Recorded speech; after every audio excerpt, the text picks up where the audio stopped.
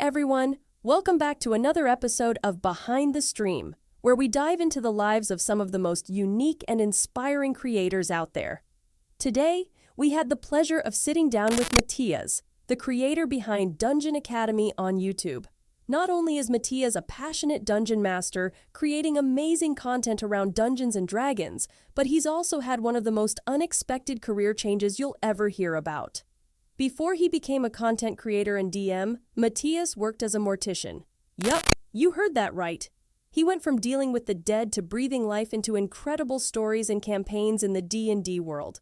Let's get into it and learn how he made that shift and what drives him to create the awesome content you can find on his channel.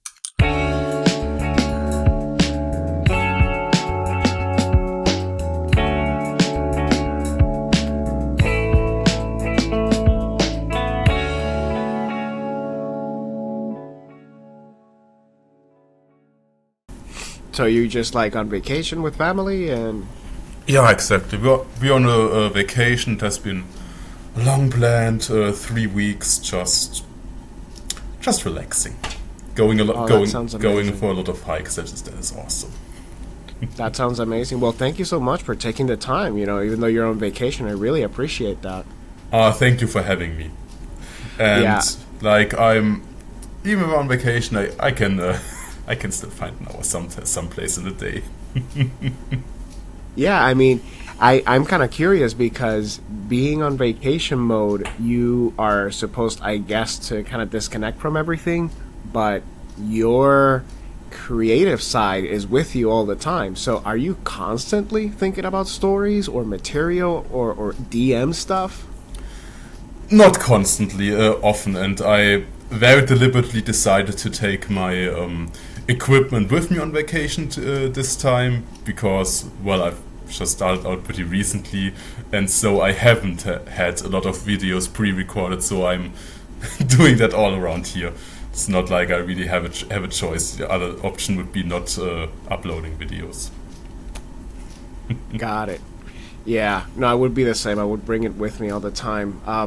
Me personally, I'm constantly thinking of what I'm doing next, mainly because it's a little bit different than you, because my channel started focusing on a lot of gaming stuff, but this interview thing has taken off that I couldn't believe it. I thought I was just going to have one or two people come to me and just ask me, hey, I want to get interviewed, and that would be on the side, and I would just have to focus like you, thinking about what video do I do, what type of title should I make, what topic. And now in Discord, I'm constantly bombarded, in a good way, with people like, hey, can I be interviewed? Hey, can I be interviewed? And so it's great. Yeah, it's fantastic. But I'm constantly now thinking ahead, trying to think like, okay, Matthias, for example, well, he's DM, so I have to research a lot on D&D. I have to look at all his videos. I have to, take notes. So it's a whole different aspect for me, but it is quite fun. Yeah, I mean, I'm thinking constantly about what kind of video I should do next. That is taking a lot of my headspace, actually. But I've actually paused all my campaigns going on right now. I mean, the ones that I just do privately with friends and acquaintances. I've decided, nothing for over those 3 weeks, because then I won't get to do anything else, and I kind of also want to enjoy my family and also nature around here. By the way, it's pronounced Matthias. I don't mind if it's pronounced wrongly, but... No, thank you for letting me know. I mean, I'm thinking with my Latino brain, so it's different. Matias, got it. Okay, because in Spanish, there is a similar name, and they say Matthias. So that's why I'm thinking like that. So Matthias with E sounding. Got it. Yeah. I thought it was... I would have expected that to be English kind pronunciation. It's interesting that it's that in Spanish.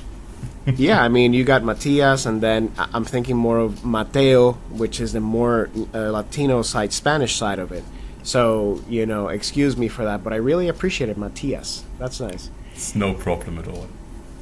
And so I've been basically binging on a lot of your videos, and I gotta say, and this is me genuinely being honest with you, your channel is criminally underrated. It should have a ton more people because of the work that you put. And on top of that, you mentioned that you're thinking about doing also a German side of it. So that's like super complicated to, I mean, even I thought about doing it, and because I can do Spanish and English, but that is a lot of work. I actually do my videos in English and in German.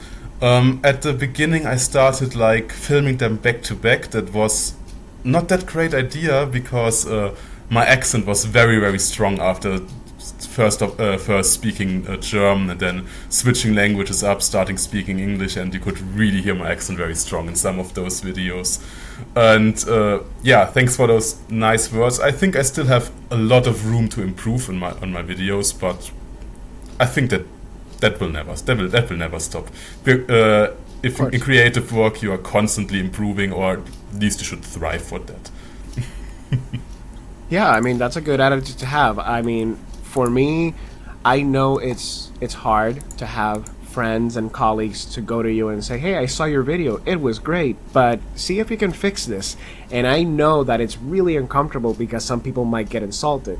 For me, as I started this journey, I said to myself that I need to be genuinely myself, but I also have to be open to that feedback that people want to give you, because somebody told me when somebody gives you feedback, good feedback, not just saying, oh, it's crap, it doesn't work, good feedback, it means that person is taking time out of their day to tell you something valuable so you can grow. Once I saw it that way, I'm like, hell yeah, tell me what you think would work, and I will definitely implement that. And 9 times out of 10, I end up loving it, and I apply it to my videos. And so it's great. It's a great attitude to have. And so I guess, speaking of that type of attitude, how is it that you got into this? How did you start DMing, and then you're like, I want to expand more into the DM universe of things? Mm-hmm. Well, I've always heard about, since I was pretty young, always heard about this game, Dungeons and Dragons. Back then, when I first really heard about it, there must have been an edition like 3.5 or something, must have been big and around. But I never really had anyone to play with. So I was like, oh, well then tough luck, no one's around to play, can't do it. And I just like ignored it for a while. But in recent years, D&D and pen and paper games in general got a lot more attention, like in all kinds of media. Like it's in Stranger Things, it's in Big Bang Theory, it's in a lot of nerd culture. And at some point I was like, well, I wanna play this, and if I don't have anyone, then I will just look for people on the internet. And then was the question about who's going to run that game, because you need always, or for most pen and paper games, you need one person to run the game, to be the dungeon master or game master or referee or whatever, and a group of people to play characters. And where I was like, okay, I'm just taking those books, I got them somewhere, read part of it, and decided to just like, oh well, that seems like it could work. It's not that hard. I'll just run a game. So I went to a Discord server. I found some players. Some of them I still play with today, and I just ran a one shot with them, like city adventure, going into a wizard's tower, and in the wizard's tower, like magic has broken loose, a bit like in that old story with that's also been with Mickey Mouse with the brooms and stuff. So I just took that as some kind of inspiration and just ran with it. Worked great, and with 4 of those players, I ran a campaign afterwards that went like 2.5 or 3 years, I think. Wow, 2.5, 3. I did that for a bit because, like a lot of people, especially Americans, when series like Big Bang Theory or Stranger Things came out, they brought the Dungeons and Dragons thing, forth. So then they set the stage, and people were like, "Wow, this is actually pretty fun." Who would have known that use your imagination is a fun thing to do? And so, because I guess there was a connotation before that Dungeons and Dragons was just for nerds, basement dwelling people that just, didn't have girlfriends, the whole jokes. And for me, that wasn't a problem. For me, it was more like, how do you get into this type of thing? It's just so weird. So it's intimidating because you just don't know how it works. And sometimes you just, ignore it, and then you just do your own thing, like video games for me, for example. And so it is funny because you say, how hard can this be? You're like, I can run a DM. For me, it should be so intimidating thinking that people are depending on me to entertain them and to create this world for them. And you have so many elements that you have to balance at the same time. And so, I mean, how do you balance those needs of storytelling with the unpredictability of the player decisions as a dungeon master? That's a hard thing to do only at the beginning, basically. Because at the very beginning, everyone, I as well, was a bit like, what if this happens, what if that happens? I have to have a plan, I have to have a contingency, I have a contingency for this, and like, oh my god, what if they do that? And then you start playing and you realize, oh, people are just doing something that you did not expect in any way whatsoever. And once you have realized this, you can really start getting a whole new approach. Then you will be like, okay, I'm not planning for situations, I'm just planning scenes, like or not even scenes, encounters. I usually plan encounters in a way, for example, if you run a dungeon, I know like, okay, in this dungeon there is like a vampire and undead creatures and I don't know, bandits who have built a hideout there, and then this room has, let's say, 5 rooms. So okay, like in this room there's the vampire lord, in this room there are some skeletons and a puzzle, and in this room there are those bandits who are hiding out. And then I think what could happen, maybe the bandits meet the undead, or the other way around, or the bandits try to sneak out or coming out when the players are getting there. So I'm just writing down some scenes like that. And that's basically the preparation I do. I have a little list that says like, this NPC, this bandit is like, I don't know, called John Darling or whatever, and he is what could he be? Could be a charismatic rogue who wants to steal a magical goblet from the vampire or something, and is trying to get the players into doing that for him, because he is a bit of a coward and doesn't really want to deal with the undead. Yeah. It's really a thing that just gets easier and easier the more you do it. And I think the really important thing is, if people want to play, is to just start. It is so easy nowadays to get into it, because there's a lot of material out there where you can learn about all of it. There are a lot of Discord servers where you can find players. There are internet forums where you can find groups for real life sessions. But if we go back to the very beginning, like when people started playing D&D in the like 80s, I think that's about when it started.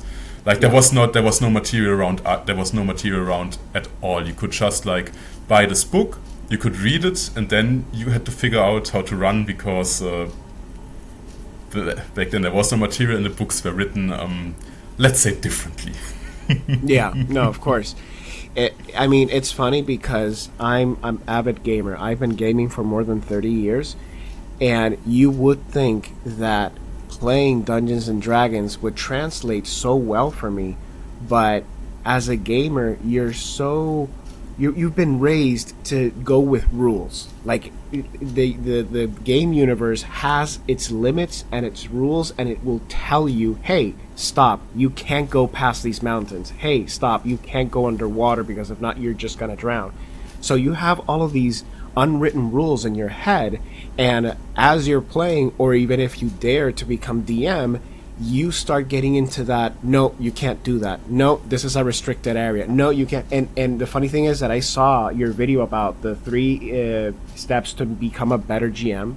And when you said, use the phrase, yes, but. And I was like, that is a perfect way to see that, because it marries the notion that there is a bit of control with the GM, but at the same time, you're giving a little bit of that freedom to the player, and it marries that idea very well together. Mm-hmm. This is a tip that actually comes from improv, like improv theater, which is similar to playing TTRPGs, but different in its own way. For example, I mean, the main difference is in TTRPGs there are rules. In improv theater, which I've never actually done, there are no real rules. I mean, the only rule that there is yes, but. That's literally the rule. No, sorry, it's not yes, but it's yes and. Yes. But you can use either of those. And this is the important thing. Like, the main difference between TTRPG and like a CRPG, so a video game. In video games, you are very much shackled by the confines of the game, which is no problem. That is a lot of fun. It's just a very different experience. And in, let's say, Dungeons and Dragons, that is simply not the case. If the players come up with stuff, there is no mechanic like you can only combine those 2 items and you get a specific something that you can use on I don't know, like in Monkey Island, you can only combine 2 items and you can use them on the ship and then you can climb up or something like that. Players will just come up with completely crazy ideas, and I think the most important thing here is to just go with the flow. Listen to your players' ideas. They usually have great ideas, and go with them. Yeah, it's funny because like I said, I recently started doing the whole D&D thing. I'm a player, I'm not a DM, because a friend of mine, he's like you, he's been playing for a long time, and he's an excellent storyteller. And when I play, I'm listening very carefully to what he's saying, and I'm looking at the table, I'm looking at the map. So like I said, I'm looking at it as a gamer. I'm looking at it with limits. And so my wife doesn't game that much. She reads a lot of books though. And I'm looking at it and I'm trying to figure this out, and I'm like, okay, I can walk through this door, make a left and a right, or maybe I can just not go in, maybe. I guess those are my only options. My wife is like, hey, what if I just, enchant a bird to see if they can carry me through the map and then drop me off at the top? And then that way I can just get to the boss quicker. And I look at her, you can't do that. And then he looks at me, the DM, is like, yes, she can. She has to roll for it, though. And sometimes she nails it. And I'm like flabbergasted by just her imagination is so unbound that people come up with these crazy things that now I've been kind of getting into it and trying to break those rules myself. And in fact, one game that actually helped me understand that even more, a video game, is Baldur's Gate 3. I know you said that you started it, but as a DM, I highly recommend you complete it, because it is the closest thing I have experienced to a real D&D session. It's just fantastic. All the things that you can do with the world and how it reacts to you as a player. I have no idea how these people sat down and just went through all the different options players can think of. And so, I mean, that's the intimidating part for me about thinking about being a DM, because I'm like, oh my god, okay, what about if this player says this? What if this player says that? Okay, I have to, like you said, all of these contingencies.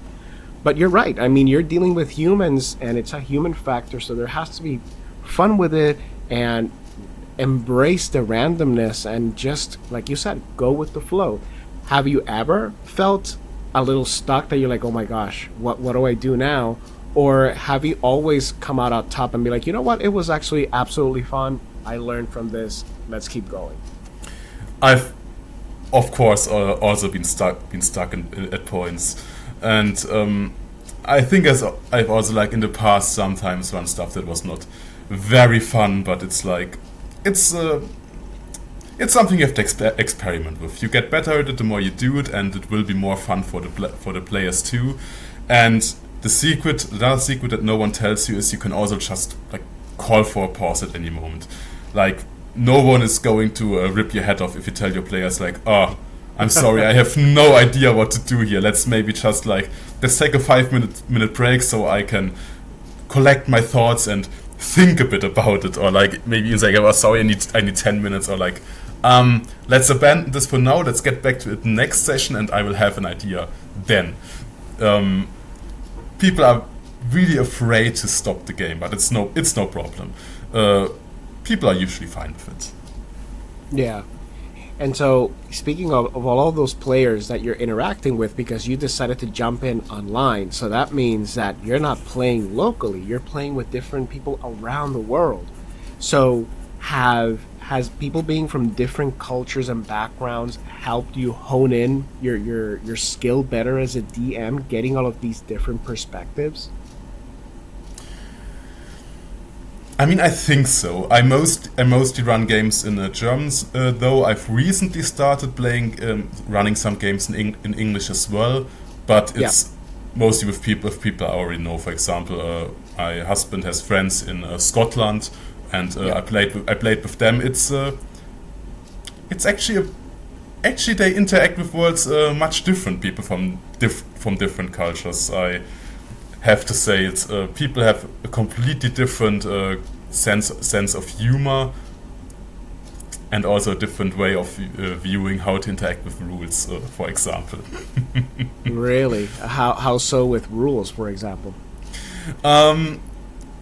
It's a bit of a stupid thing, but whenever like in any German group, like the players get into any kind of official building, like a registrar or whatever, everyone is automatically bringing that assumption that all those people working there are extremely boring and like will let you fill out 1,000 forms. And I always go with this is always exactly what happens. I don't know. It's a bit silly, but it's every single time people are like, sorry, you don't have the right form. Can't help you there. Oh, can I? And because it's actually how registers work in Germany, and people are like, oh. But you can help me, like, yeah, sure, but I'm going on vacation tomorrow and you can come back in 4 weeks, but then I'm sick. Oh, oh, wow. That's interesting, though. It is interesting to see how people perceive rules and just humor at all. Have you had moments like that maybe somebody might feel a little bit left out because they're not understanding, or vice versa? That's always a bit hard to tell, because you always have some players who don't want to have the spotlight on them constantly. There are players who just prefer to come along, to play, to laugh, to have fun, to like throw some fireballs and stuff like that. But they don't really like it when the spotlight is too hard on them, and you ask them stuff like, "Oh, this NPC is talking to you and wants your opinion on what are you doing in this situation?" Some people really don't deal well with that. But I think people come out of their shell the more you play with them, and there are also some techniques for general communication, because at the end of the day, TTRPGs are a communication game, like that you let people think a moment before answering. It's funny enough something that comes from teaching. Like usually a teacher should not like ask like what's 20 times 43? Answer. Yeah. Would be like what's 20 times 33, and then look around, and then look who's raising their hand, and then slowly, so people have a moment to like mentally prepare for it. Come up with an answer already, and that's much better than a cold call. Interesting. So, I mean, there is a theatrical side of it, but you just mentioned that there is a psychological aspect to it as well. So, you're doing these things online, and I'm assuming that almost everybody turns on their camera and you can see them, or they don't? Usually play without camera. I've played in person, I've played with camera, I've played without camera. Yeah. I actually think it's easier playing with camera because because you get so many more visual clues when you can see people's faces, obviously. Or when you're in person, it's even easier when you're sitting opposite sides on like around a table, and you preferably even know those people. Then it's just so much easier to figure out what's going on. Yeah, I guess that was where my question was leading. Like, since you said that you get to know how to read the person, it should be pretty challenging having somebody that doesn't have a camera on, and you have to in real time modulate your experience so they don't become way too shy or they don't scare away because you're just putting the spotlight on them. So, it is complex. I know that for you, God bless you, you really know how to do this stuff, but your mind is thinking about a million things at the same time. That is if you're a good DM, Dungeon Master, because you're not just aware of the game and the numbers running, but of the people that are around you and their personalities. And I guess that's why I brought the difference in cultures as well, because you never know. You never know how people react to certain things. And on top of having that culture, they're either shy, they're either, extroverts or introverts. So aside from being complex, it also sounds hella interesting, because you can definitely get different aspects and ideas from people. And so have you ever had moments where people have offered you an idea and you're like, I'm going to use this from now on in like all of my games, or mostly all of them? Oh, that's a tough but good question. Let me think. There's definitely something like that. I just have to get it into my mind. Sure. Anything that maybe during a session somebody might have mentioned something and you're like, I did not think about that, but that is actually a brilliant idea. And then you kind of put it a mental note, like, I think I'm gonna keep this in mind for my next sessions. Actually, yes, it's a thing that I do just so basically automatically. I barely even think about how I got to it, and that is safety tools for TTRPGs. The idea is very simply speaking, is you ask people what kind of content they do not want in their games, because there's topics for every single person they just don't want to think about or talk about in day-to-day life. And this was in a session where just someone brought up hey, this cruelty to cute little animals, can we leave that out? I really don't like it. And I thought oh yeah, that's actually a very reasonable request. Of course, why not? Why would I put something in the game that makes someone uncomfortable? So I just actually looked it up. It's a well-known topic, safety tools, and start incorporating them in every single game I'm running since then. Wow. Yeah, I saw a video that you mentioned on that, to talking to people on what was it? You called it Session 0? Mm-hmm. That it's questions that you don't tend to think of, because when you think of a tabletop game, let's say something simple I don't know, checkers or chess or whatever, you don't say hi to the person, to your opponent, and say, hey, by the way, what are your limits in this game? Do you feel uncomfortable with the color brown? And so, since D&D is such an imaginative game, you're bringing in so many personalities, and it is fantastic that somebody like you would sit down and say let's stop for a second and let me give you info about our world and tell me what you are and not comfortable with. And even in my case, I mean, we're friends and we're doing this session, but you never know if my friend brings something up that I'm not comfortable with, because we never had that quote-unquote Session 0. We never spoke about those things. But I'm guessing that now that you do it, have you felt that you've had a lot more success later on in the campaign, because people get way more comfortable because you already address those awkward moments way back in Session 0? Mm-hmm. I think so. Yes. It's not just like those uncomfortable topics. There's also a lot of other things that are really important to discuss in a session zero. For those people who don't know what it is, it's basically just a session where you don't really play much of the game, but you just talk about expectations.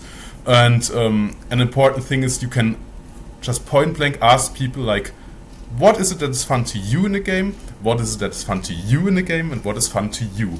And people might give different answers. Like for some people, it's like, oh, I want to roll some dice and I want to kill some orcs or something like that. And other players might be like, I don't really care so much about rolling dice. I want to like talk to all those NPCs, or I want to talk to the party members. Or I want to experience heroic stories. And other people might be like, I want to have stories like that give a sense of like danger and horror and stuff like that. And so you can just figure out what the different expectations of your players are, what your own expectations are as well, of course, and you can try to find a common ground where everyone has as much fun as possible. And yeah, the safety tools are of course one big part of it, but just like talking about general expectations can help so much. Yeah. Wow, it is interesting. It just goes into so many levels of just complexity in a good way. It sounds fun because, like I said, I've always thought about trying it, but like I said, I am not the type of person that can dedicate so much time into this. And part of it is also thinking like, well, you don't want to let people down, because then you might start and some people get so enamored by what you're doing, and then life happens and you're like, guys, I can't do this anymore. But the cool thing is you do have also a video that mentions like one-shot little tabletop games as well. So tell me more about that. Yeah, I think you're referring to the game about the one-page RPGs. And yeah. Those are just like RPG games that RPG creators make that fit on one single A4 page of paper. That's the whole idea already. And there are a lot of games that are very simple, not just those one-page systems, but for example, there's also a game called Cairn, which is available for free, and it's like, I think 40 pages or something. And those are the kind of games that are really great for people who don't want to who can't or don't want to dedicate a lot of time into the game outside of the game, because there are tools that help you playing much more spontaneously, that help you preparing much less. For example, in a game like D&D, it is not unheard of and not uncommon for people to put hours into preparation for a single session, sometimes as much as the game lasts. I used to do that too. I put much less preparation time in those games. Nowadays I just do it much more effectively. One of those one-page systems, by the way, is really cool. It's called Honey Heist. I think it's the most well-known of those games. In this game you play a group of bears who plans a heist to rob the honeycon, like just a convention for honey lovers, I guess. And you don't really know what you get into before you start, because the GM rolls up the whole scenario. Like they roll up like where it is, like who organizes it, like is it like a corrupt person, or is it like someone who has like a secret plan or is evil, and like is there a plot twist waiting for the bears? Like, I don't know, maybe the vault is like rigged with a laser net or some silly thing like that, or there's an escape helicopter and there's a big treasure, like for example like the queen bee, like the queen of all bees or something like that, or like extremely valuable manuka extract or something like that. It's a lot of fun, and I would recommend everyone to try it out. You also find a lot of videos about it on YouTube, like people actually playing this game. It's very famous. Yeah, that's really cool. When I saw those videos, I was not aware that these types of RPGs existed. So that would be a good port of entry for people who just kind of want to get into RPG, but not only that, but maybe becoming a DM, but they're too scared to do the whole jump to the D&D scene or any other sci-fi type of TTRPG, because you feel that pressure, but you still want to create. Now, I gotta ask, because I'm extremely interested in this. What is your opinion on AI integration with D&D campaigns? I have a mixed opinion on that. Like, there's a huge difference between like doing it in your private game and like companies or corporation doing it to like write their material and stuff. Like, as we all know, or for those who aren't aware, image generation AIs, they work basically with stolen material.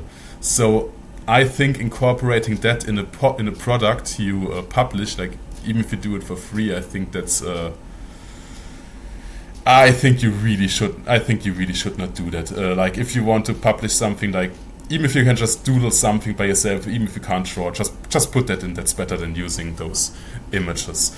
If you do it in your private home game, of course, only God can judge you for that, I guess. But also, like, people talk about using ChatGPT and tools like that. I think ChatGPT is mostly useless for this. ChatGPT is very useful for some stuff, like helping you write emails or whatever, or like helping you format stuff. I think ChatGPT is very bad for coming up with creative ideas. I think it's always feels a bit bland what gets out, in my opinion. Yeah, it was interesting because I just got into ChatGPT one day as I was doing research for this, and I just said, you know what, draw me up a campaign, and I want to do, I don't know, I want to be a dark elf, and I want to have a big massive sword, and, you know, roll my attributes for me and all that stuff. And I said, you know, the most famous city, Baldur's Gate, let's start there. And for a first time playthrough, it is fun because you don't know what is going on. And I do gotta say that as you try to throw a curveballs, it does a good job to kind of keep you engaged. But I decided to run it 3 more times, and I started noticing gaps, and I started noticing repetitions, and I started noticing, like, oh, you're in Baldur's Gate. This is the mayor of Baldur's Gate, and it repeats it again and again. Oh, and you find yourself in this cantina again and again and again. So yeah. It's until there's this human intervention like me telling it, no, I don't want that. I want to go here to the cemetery. I don't want to go to the bar. Oh, okay, but then it just kind of pushes you back. And do you decide to go back to the bar? No, I want to go somewhere else. So I think it might be taking on references from other materials that are written out there. And I guess that's why it feels the need to just kind of push you or circle you back into that material that it knows. The funny thing is that as I keep pushing it to go out, it starts remembering new things that it's coming up with. And so it's a double-edged sword, because it does remember your choices, and then it kind of re-implements them and gives it a little bit more flavor. But obviously it will never beat the human side of it. But I was genuinely curious and asking you because now there are games where you can genuinely talk to an NPC and they will talk back to you with AI generated content, or you can tell it, you know, DM, draw this up for me or do that for me. Do you think that this is like the future for a lot of RPG games, that they just, instead of sitting down and just writing a whole, created or catered story made by men or humans, actually, do you think that they just might rely more on that so the content is quote unquote forever? I think LLMs will be used much more in the future by basically everyone for this kind of stuff. You can even find like mods that are completely written with it. I haven't really experimented with it in that regard in a while. I did it like when it was kinda new. I tried it, but I was like, that's cool, but not really that great. But yeah, I think it will get used more and more, and I think it will mostly be used to flood the market with very subpar products, to be honest. Because you can really see the difference between something that a human has written and something that an LLM has written, just because the creative factor. It's hard to really like quantify that. Like, you know the difference when you see it. The AI comes up with not super creative ideas. It comes up with more or less the same ideas again and again and regurgitates them again and again. But there are products out there that are like really cool. Like, for example, like Morkborg is a game that is like full of like really evocative like art and text, or a lot of adventures in the old school games. That's just something an LLM cannot do, at least not yet. We will see what the future brings. Yeah, maybe that will change completely. And I'm absolutely wrong here, but we will see. Yeah, I mean, it's hard because it's a tool, or it's an element that you cannot ignore, and I really do hope that Wizards of the Coast don't dabble into this. But they do. They do already? I mean, there has actually been a statement that was released.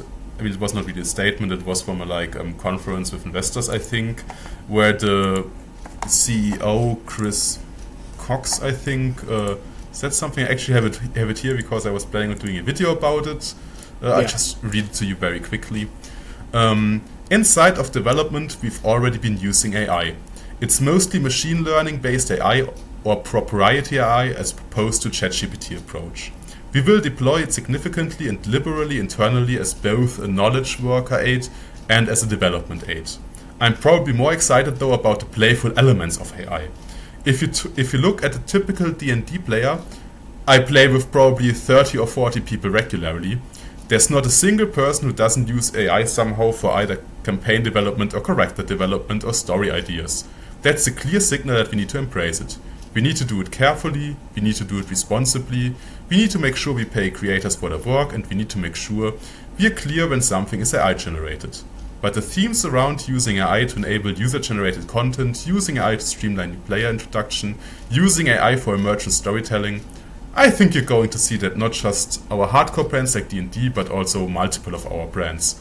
The CEO of Wizards of the Coast, actually the CEO of Hasbro, that's why the other brands are mentioned. So like all those games and like magic cards. Yeah, Hasbro owns all of that stuff. Yeah, it's a super humongous company. Wow, that is scary. So wait a minute. So if you, Matthias, if you were in that meeting right now and you were an investor and you were to raise your hand, what would you tell the CEO of, like, dude, what is your option or suggestion to marry AI with D&D, but how to do it properly, how to do it correctly without going auto control? I first of all think it's just throwing around a lot of buzzwords, because like just like putting an AI label on anything is like something investors love. For some reason, I don't know. I think I'm not half as excited when I hear it in. It's automated, so it makes money faster with less work. That's why they like it. But you put it on anything nowadays. Like you say, like, oh, the coffee maker, it uses AI. AI for what? Yeah, the apple juice you can buy, it uses AI. Like whatever, you just say it uses AI for everything. And the funny thing is that Wizards of the Coast, like first said, we're not gonna use AI. Then they tried using some AI art that made people really angry. Then they start we're not using AI art again. And now they're saying like AI will be used somehow, but it's like, I don't know. This text or this statement is just like extremely non-descriptive. Like you can interpret anything or nothing into it. Like, so what is your, I would say, quote unquote, your perfect idea of if they had to implement AI? What would be the product that you would be okay with AI integrated into it? I think AI helping with like character creation and stuff, which they offer in the online tool, that would of course be good. But leave the creative process out of it. Don't start replacing like the creative writers. Don't just start replacing the artists with machines. Just like help the digital experience, so that gets a bit more user friendly. That is something I would say is okay. What about something like a tool for map generation? Would that be something useful, or that takes away the creative process too? I think that's actually okay, but the real question is like, why do I need to pay Hasbro to do that with AI if I can just go onto the internet, look for any random AI product I can use and just do it myself for free?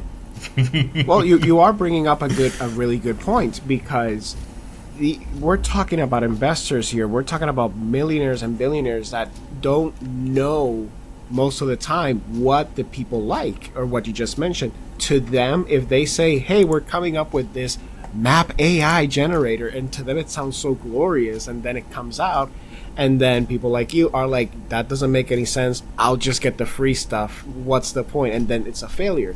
So, I mean, where do you see Wizards of the Coast and all of these tabletop RPGs, mainly owned by Hasbro? Do you think that there's a type of crash coming along? Because I see a lot of things that are happening with that market, with what happened with video games. When gaming engines became a lot more accessible to people, Steam was over flooded with just crap games, like a ton of them. And people were spending money for games that didn't even have executable files on them. So implementing that to this type of market with the TTRPGs, do you think that it's just going to become so overbloated that you're just going to rely again on indie developers to come up with the good stuff? I actually mostly rely on indie developers to come up with the good stuff. There is I mean, you don't really have to play D&D to play TTRPGs. I nowadays play D&D very rarely. Okay. Yeah, I mean, like, I got into the hobby with D&D, like most people, because the biggest thing. But there are so many TTRPG games out there. There are like probably thousands, many thousands, because all you need to write one is basically a software to make a PDF and then just put it on the internet, and a lot of it is available for free or for very little money. And I think Wizards of the Coast is really trying to monetize the hell out of D&D nowadays.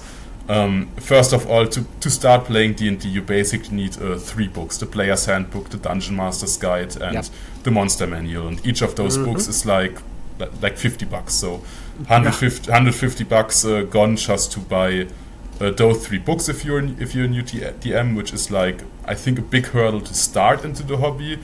I mean, I think it's actually acceptable to pay money for a hobby, but like to just get started, that's a lot. And that's just like stuff you can just get for free anywhere. Like, you can find a lot of games, like I mentioned, Cairn is available for free. A lot of games have at the very least like a quick starter that you can just like, here, try this game out, it's free, you can play around a little with it, and if you like it, you can go and buy the game at full price. For example, also games like Stars Without Number. It's a sci-fi game. The PDF, it's like a few hundred pages. It's available 100% for free. There's a few extra rules that you get if you pay if you pay for the PDF, but you don't really need them to play. I have to say, in defense of D&D, they also offer a free version with which you can start if you want to. And I also go ahead.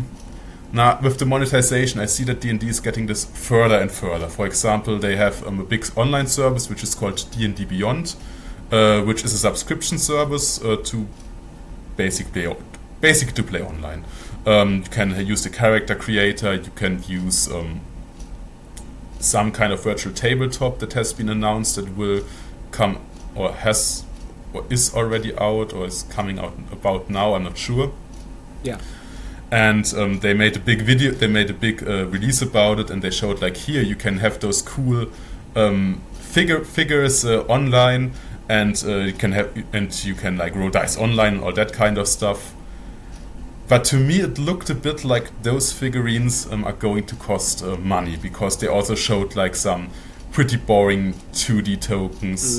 So that seemed to me like, okay, anyone can use those 2D tokens, and if you want those really cool tokens, you gotta spend some money. I mean, they definitely have like a very cool looking like golden dragon miniature, which you get for pre-ordering. A pre-ordering, huh? Oh my! Yeah. It already started. Oh my gosh! Yeah, and they're also like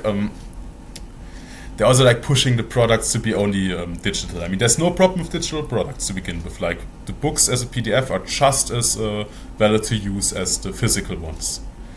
But if it's tied Do to they cost the same? But they are not cheap.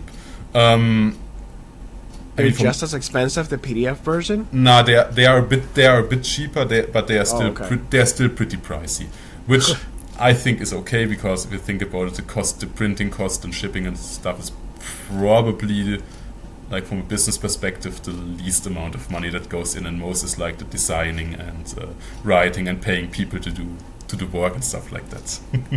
Yeah, no, I'm asking because I'm seeing it through the perspective of a gamer, where you can go to, I don't know, a store here named GameStop and buy a physical game for $70 now, yet you can go to the Steam store and the game is still $70. So that's why I ask if the PDF manual is the same price, because businesses do that. They charge the same price even though they don't have to mail it to you. And so, you know, I'm just so afraid that this type of business model is just bleeding into other surrounding areas of gaming now with TTRPGs. And so somebody that would like to get into it, and because of media, people immediately think TTRPGs is the same thing as saying Dungeons and Dragons. What version can I play that is not officially Dungeons and Dragons but has the same flavor of it, and I don't have to spend an arm and a leg for it and still have a great time with it? I mean, I think like buying PDFs, like even if they are pricey, is okay as long as they are not like bound to a specific service. For example, you mentioned Steam. You're buying all those video games, and if Steam stopped existing tomorrow, which will probably not happen, but then all your games are gone. Yeah. And that is just something that is in basically all entertainment nowadays. If I go to a game store and buy a book, buy the 3 D&D books, I put them in my shelf and no one can take them away from me.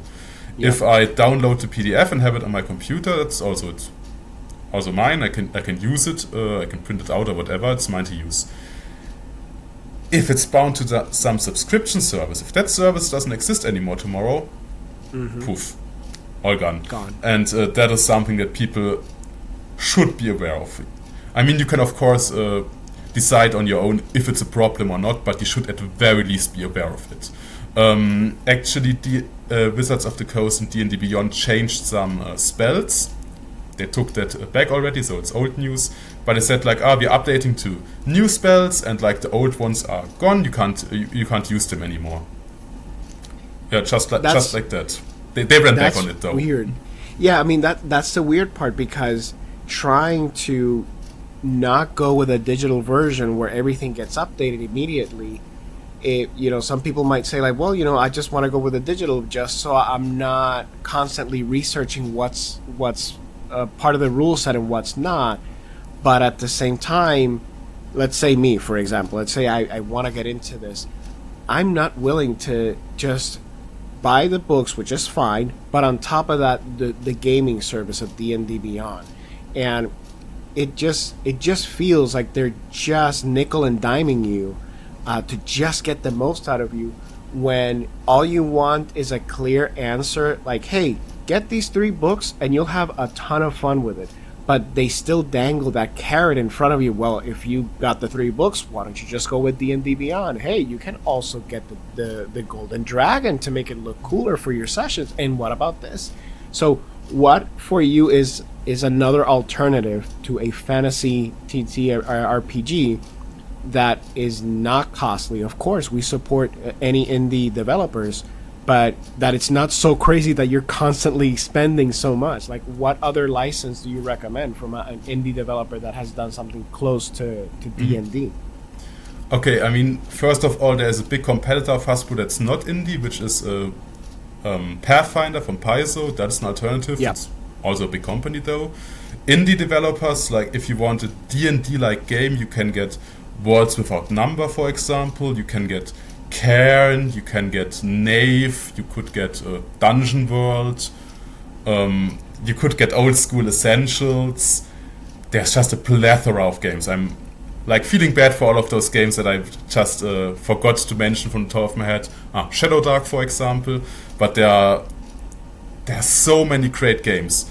And also an important thing is you can use the rules however you like. If you buy D&D books and Wizards of the Coast is changing the rules, like that doesn't have to affect you. It's your game table. You can play it however you want. If you say like, this rule is stupid, we're not using it, then you're not using it. Or if like this game rule is cool but it's not in the book and we're using it, then you're using it now.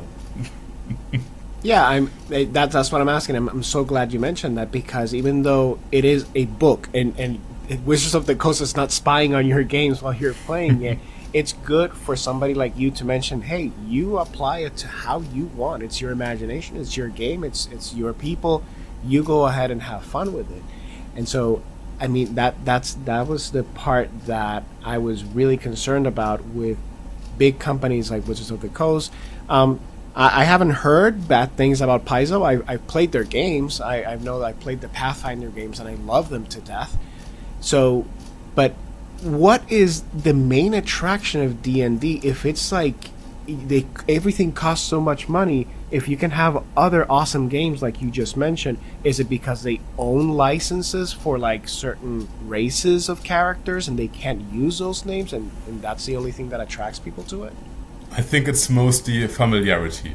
Like, yeah, people know D&D. People don't know like Shadow Dark or Cairn or whatever, but D&D, like, yeah, that's something people know. Like Pathfinder, maybe. Everything else, nah. Most outside of the hobby, no one knows that stuff basically. And yeah, even inside the hobby, only some people do. And so, I guess I wanted to switch gears here and move more to your content creation. So you were doing your DM stuff, and what then prompted you to be like, you know what, I want to bring this to YouTube now? Actually, I've wanted to like work in a more creative field for a long time. I mean, working is that a bit much. I'm just doing it for fun at the moment, basically. And I thought like, what could you do? You could write adventures. You could, I don't know, start like learning an instrument or yeah, or learn drawing or something like that. But I was like, well, I've always kind of liked standing in front of camera. I've always kind of liked public speaking.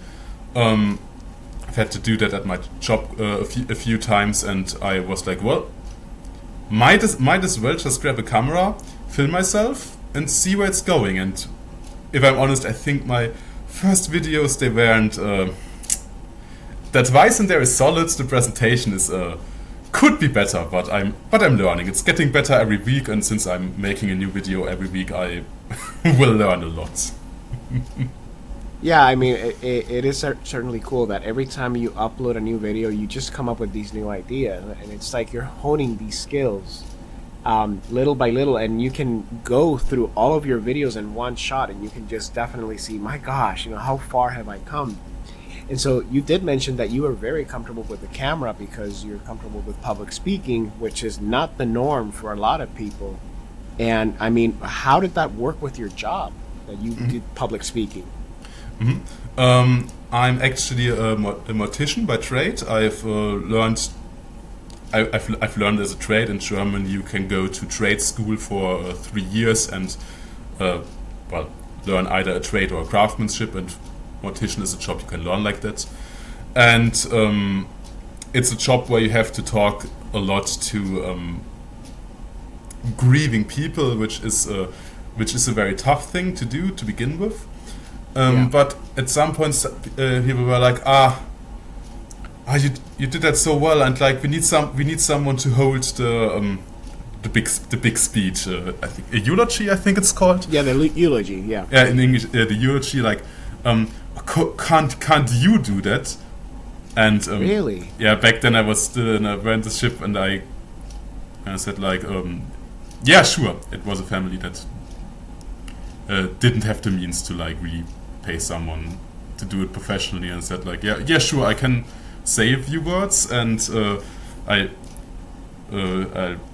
took care of it. I talked to my boss and said like, hey, at the funeral of this family, I promised to say a few words, so I'll take care of that. And he was like, well, if you think you can do that.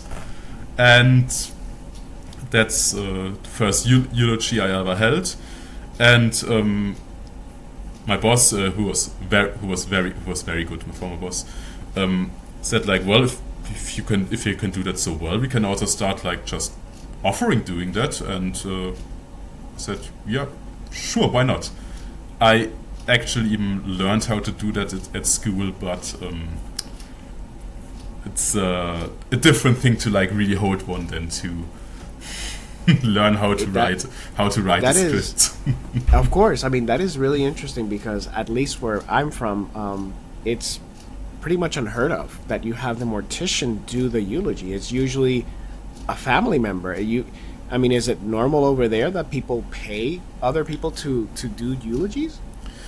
Yeah, I mean, it depends. A lot of people who are in the church, like in a Protestant or Catholic church, they get a eulogy from the priest or the priest, or from the priestess, usually.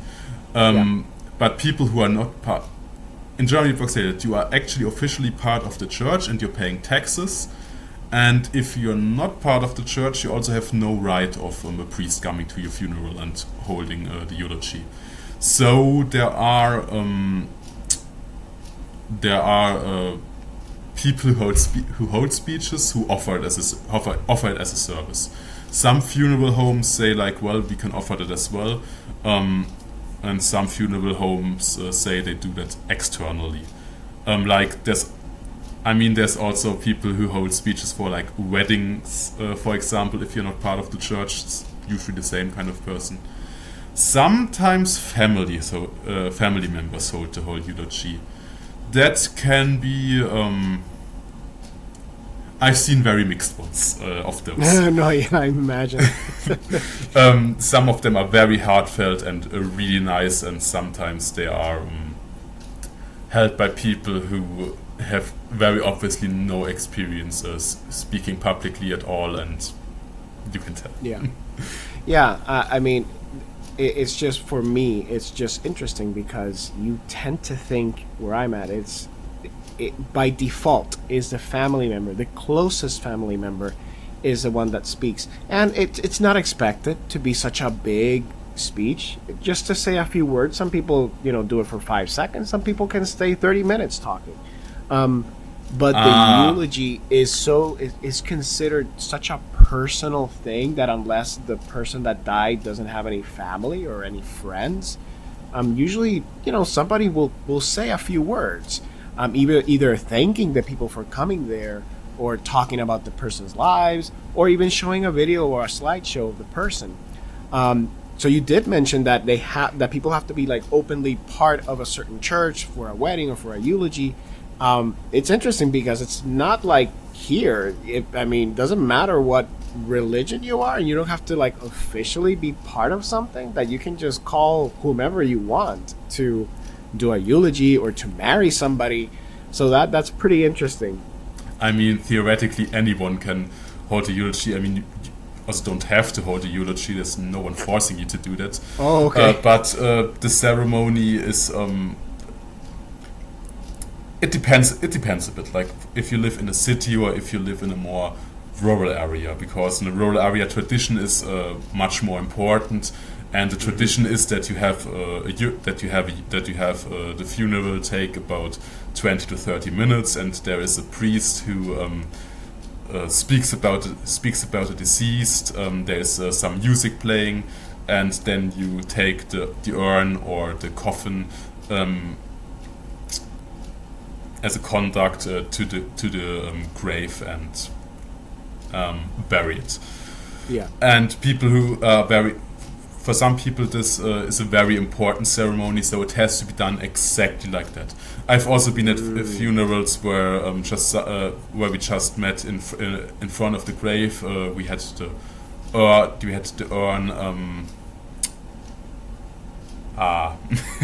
We had the urn on the podest, and just one of the family members said a few words, or like a few minutes, or just someone played played an instrument or something like that. It's a very individual thing, and a thing that's also happening is that society is becoming more anonymous nowadays. I think that's a trend that's everywhere in the world at the moment, and with this more anonymous society, I mean, like people don't have as much family. People live far away from their family. People are estranged from their family, and oftentimes there are sadly not really people left who can or want to hold a eulogy. It's a sad fact of the modern world. Yeah, and so, I mean, you got into this field by choice. So, what is it that interested you about this field? Because it's not something you hear a lot about from people. They usually say, "I want to be a policeman. I want to be an astronaut. I want to be a teacher." So, how did that happen? When I was young, I used to be very introverted, like very, very introverted, and I basically wanted a job where you don't interact much with people. So when I was young, I thought like, maybe I want to become a pathologist or something like that, or one of those people you can see in the police shows who dissect the deceased and figure out what they died of. That wasn't really an option for me. So I thought, mortician or funeral director, that's something that's very familiar. That was my idea. It's actually not. So I just went to a funeral home close to where I lived, and I asked like, "Hey, I'd like to see what that job is like. Like, can I work here for like a few weeks or for a few months?" And they basically said, "Yeah, sure, you can start next week." And I worked there for 3 months. I realized it's a job that is a lot about being there for people in a terrible situation. This is the main part of the job. Actually, it's like being there for the grieving family, and the handling the dead body is a much smaller part of the job. Actually, also in big difference between Germany and the US, which I just want to mention. In the US, deceased bodies usually get embalmed.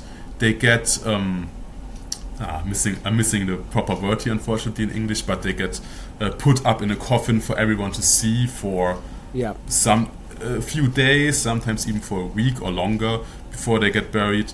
In Germany, that is usually not the case. Deceased people get picked up. They get maybe put up in the coffin for immediate family to see, but not at home. Usually, it used to be much more common to do that, but it's not anymore. And bodies are very rarely embalmed. Basically, really, it's very very rare. It's not even 0.1% very rare. Wow. Is this because of a belief, or is it for some other reason? That's really hard to say. It's just not really common around here. It's also not very common in a lot of other European countries, and I also think that the funeral industry in the US has figured out how to print money there, because an embalming service is it's not cheap. It's also it's another way to get to monetize the whole funeral business. I think that might be a huge part, because even if you there is very little reason to embalm every deceased person, because you can put them in a coffin for a few days, no matter if they are. I mean, for people to see, no matter if they are embalmed or not. Wow, I've never thought about that. I thought that was, I mean, pardon my ignorance. I thought it was because of health reasons that's why they embalm people or stuff like that. You know, because of the decay. And since, you know, people just go towards the body, I didn't know that maybe embalming helped with maybe the decay and people not getting sick or something. I mean, that's getting like really into detail here that maybe everyone want to hear about. Embalming is a process that is done with extremely toxic chemicals like formaldehyde. I don't mind. This is not like a super friendly, family friendly channel. It's all about what you want. If what you want to put in terms of your limits of what you want to talk about. But it is interesting because not every day you meet somebody that is in this industry. I mean, like if you put a deceased body in a cooling chamber, they can last for a while until the autolysis starts. Autolysis is the decomposition of organic material. There are also there are like coffin-like structures. Like you can imagine like a little table that has a metal plate on top that you can connect to electricity, and then it gets cooled down, and then you can put a coffin on top, and that helps to keep the body cool without keeping them in a big cooling chamber. So, for example, if you want to put them up at home. But in a funeral home, the bodies are usually in a cooling chamber until they get to either the crematory or, until the body is buried. There are strong regulations in Germany, like how long a body can stand in a cooling chamber until it has to be buried, but it is differs a lot from Bundesland to Bundesland, which is a part of Germany, basically. Like Bavaria is the most well known. And Go ahead. It's actually something that interests people a lot, like what is done with bodies to prepare them for health reasons. Like an important part is you have to close all the openings so nothing can get out that might be a health hazard. And obviously you have to disinfect the body, and that might sound a bit offensive, but like if you're not afraid of touching a piece of chicken meat, then there's nothing you should be afraid of touching a deceased person, because I was there's nothing on it. I studied pre-med, and so they did take us to a mortician to just basically see what the process is. Honestly, the only thing I can remember the most is that formaldehyde smell. That to me was the most like thing that just got into my head. Yes, it is impressive to see a cadaver, but I disassociated because I was like, think about it like meat, you know? Yeah. So I didn't have this full-on crisis that I just saw a cadaver. But yes, the formaldehyde smell, it was like everywhere. But I didn't know that. I thought that was just industry standard. Here, you know, if you can make a buck off of it, then, you know, people will find a way to just get creative. But color me impressed. Now I know. But, well, there are sometimes legitimate reasons to do it. For example, when a former German Chancellor, Helmut Kohl, died, he was embalmed because his body was paraded all over Europe. So that was obviously very necessary. If you want, because a body that is basically complete, where you replace most of the bodily fluids with formaldehyde, can last for a long time, for a very long time. The only thing I can tell you in defense of that process, why it's used in the United States, is because since the United States is so huge, maybe the person that passed, it's going to take time for family members to travel and see them.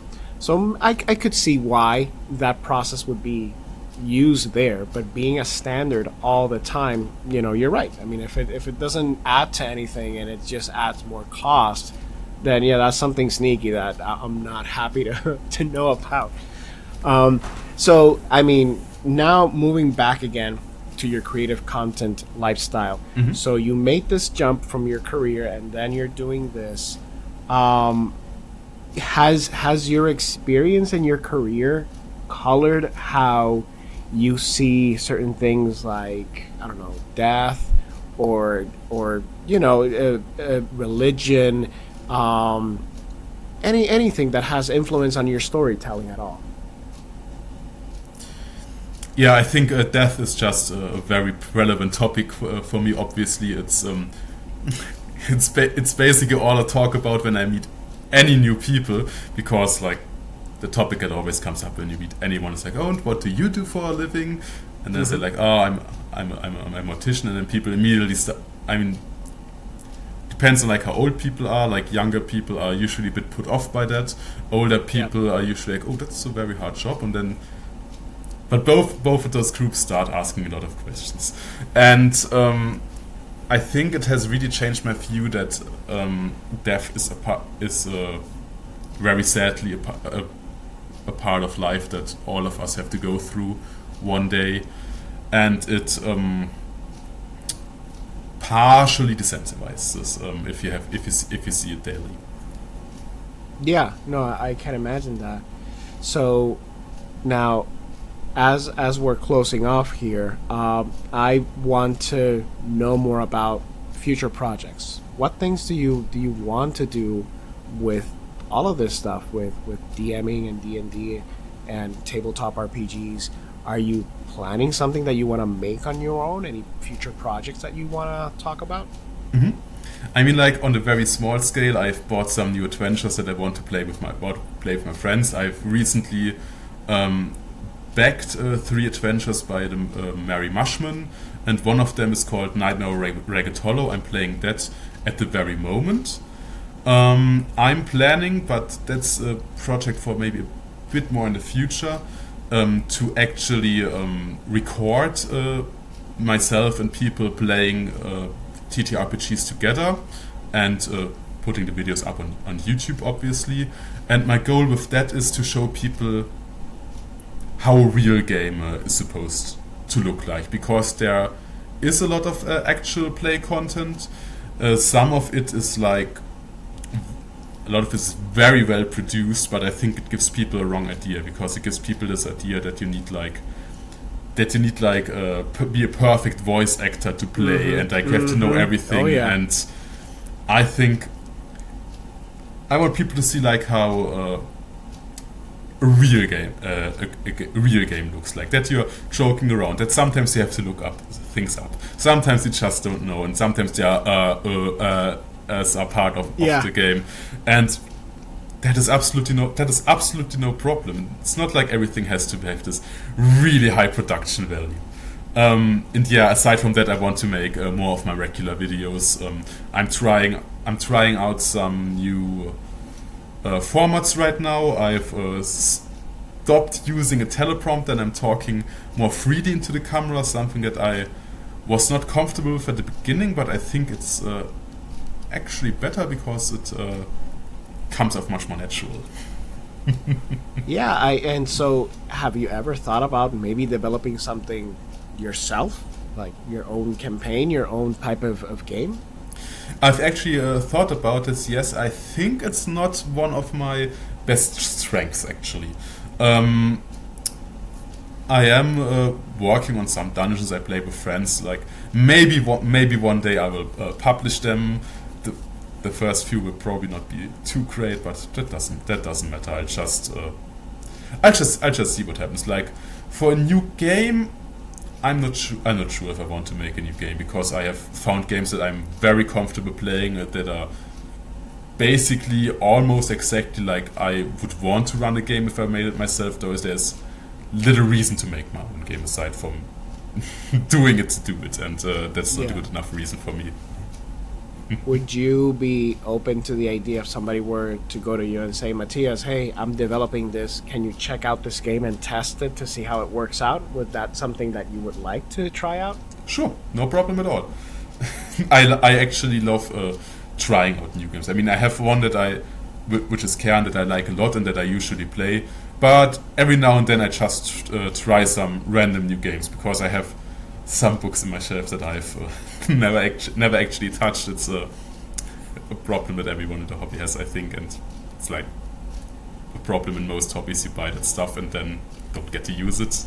Yeah, I know that. So I will not run out of material anytime soon, because I have like 5 adventures that I haven't even touched yet. That's awesome. I'm so happy for you in that. And how does your family feel about everything you've achieved? I think my family is fine with everything. My husband supports me a lot with my creative endeavors, which really helps, because the TTRPG hobby is like not really something where there's a lot of money in it. To be honest, that's probably why the D&D company says Wizards of Coast says that the game is under-monetized. It's also why I will probably not be able to do content creation full-time anytime soon. I will have to have a regular job as well. But yeah, I think it's also, I mean, we do work to have the money to enjoy our hobbies. So not everything has to be like monetized to the very last cent. Sometimes I think if something is fun and if it's worth doing, then it's also worth just putting it out for free. Absolutely. And so now I want to ask you the main question I ask everybody before we leave off. Let's say that you have somebody who is brand new. They want to start, but they are absolutely scared to start because they don't know how to do it. They don't have the equipment, either on D&D or becoming a DM or becoming or getting into TRPGs or even doing a YouTube channel. What would you say to these people that are too shy or too scared to actually start, but they really want to? This is like the advice to start for basically anything you want to try is just start. Don't think too much about how it could go, what could go wrong, what could go right. You're not getting better unless you start. And even if you just put 5 minutes a day in whatever it is, doesn't matter if it's like doing YouTube, if it's like writing a book, or even if it's just starting a workout or whatever. Start it. Put time into it. And for TTRPGs and D&D in particular, you don't need much. You don't need anything but like working internet to do it online. Nothing but a working internet connection, a microphone, and some free software like Discord or whatever to find people. To do it in person, you need nothing but a handful of dice, a few pens, and a few pieces of paper. You don't even need a rule system. But if you want a rule system, there are a lot of that are available for free. So just pick one, print it out, or like have the PDF on your computer and just start. Look for a group. If you don't want to DM at the beginning, that's also fine. There are always people who are looking for players. And if you think like, starting a whole campaign that goes many years is too much for me, totally fair. Just play a one-shot. There are a lot of people out there who play them. Excellent. Any videos that you would suggest to somebody that is just starting out, videos that you have made?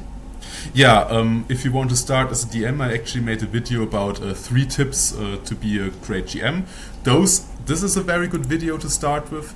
And the other video that is very good to start with is my game about the one-page RPGs, because it shows you just something that is a bit different, something that you can find for free. Like the links are all in the description of the video, and it gives you like a very basic idea of how the game works. Awesome.